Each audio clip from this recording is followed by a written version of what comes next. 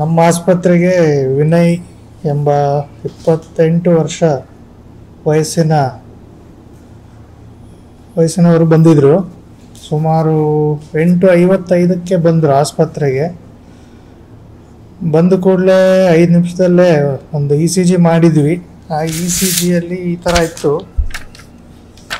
ಇದರಲ್ಲಿ ಆಗಲೇ ಪೇಷಂಟ್ನ ಪಲ್ಸು ಭಾಳ ಕಡಿಮೆ ಇತ್ತು. ಆಲ್ಮೋಸ್ಟ್ ಒಂದು 10-15 ಪಲ್ಸ್ ಪರ್ ಮಿನಿಟ್ಗಿತ್ತು.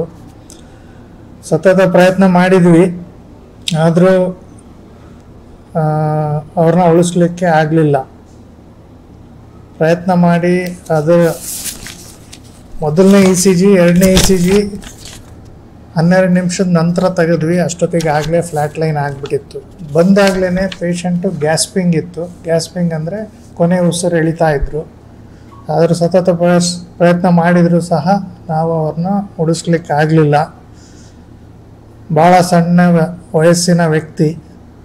ಅದು ಪುನೀತ್ ರಾಜ್ಕುಮಾರ್ ಆಗಿದ್ರಲ್ಲ, ಅದೇ ಥರ ಈ ಮನುಷ್ಯನೂ ಬಾಡಿ ಬಿಲ್ಡರ್ ಆಗಿದ್ದರು. ಬಾಡಿ ಬಿಲ್ಡರ್ ಆಗಿ ಬಹುಶಃ ಓವರ್ ಇದು ಎಕ್ಸರ್ಸೈಸ್ ಎಲ್ಲ ಮಾಡ್ತಿದ್ರು ಅನಿಸುತ್ತೆ. ಮನೆಯಲ್ಲೇ ಒಂದು ಸಲ ಪ್ರಜ್ಞೆ ತಪ್ಪಿ ಬಿದ್ದಿದ್ರಂತೆ ಕರ್ಕೊಂಬರೋ ಮುಂಚೆ. ಇಲ್ಲಿಗೆ ಬಂದಾಗ ಆಗಲೇ 8th ಮೂಮೆಂಟ್ ಬಂದರವರು. ವಯಸ್ಸು ಸಣ್ಣದಾದರೂ ದೇಹ ದೊಡ್ಡದಿತ್ತು. ಆದ್ದರಿಂದ ಅವ್ರಿಗೆ ಸಿವಿಯರ್ ಹಾರ್ಟ್ ಅಟ್ಯಾಕ್ ಆಗಿದೆ ಅಂತ ಅಂದ್ಕೊಳ್ತೀವಿ. ಎಲ್ಲ ECG ಎಲ್ಲ ನೋಡಿ ಅವರು ಈ ಸ್ವಲ್ಪ ಕ್ಷಣದಲ್ಲೇ ಅವರು ತಮ್ಮ ಜೀವ ಬಿಟ್ಟರು. ಇವರು ವಿನಯನವರು ಬಂದು ಸುಮಾರು 10 ನಿಮಿಷದಲ್ಲೇ ಎಲ್ಲ ಟ್ರೀಟ್ಮೆಂಟು ಚಾಲೂ ಆಯಿತು. ಆದರೂ ಕೂಡ ನಮ್ಮ ಸತತ ಪ್ರಯತ್ನ ಮಾಡಿದರೂ ಕೂಡ ಒಂದು 15 ನಿಮಿಷದಲ್ಲೇ ಅವರ ಜೀವ ಕಳೆದುಕೊಂಡ್ರು. ಪ್ರಯತ್ನ ಮಾಡಿರೋದ್ರಿಂದ ಇದರಲ್ಲಿ ವೈದ್ಯರ ನಿರ್ಲಕ್ಷಣೆ ಏನೂ ಇಲ್ಲ.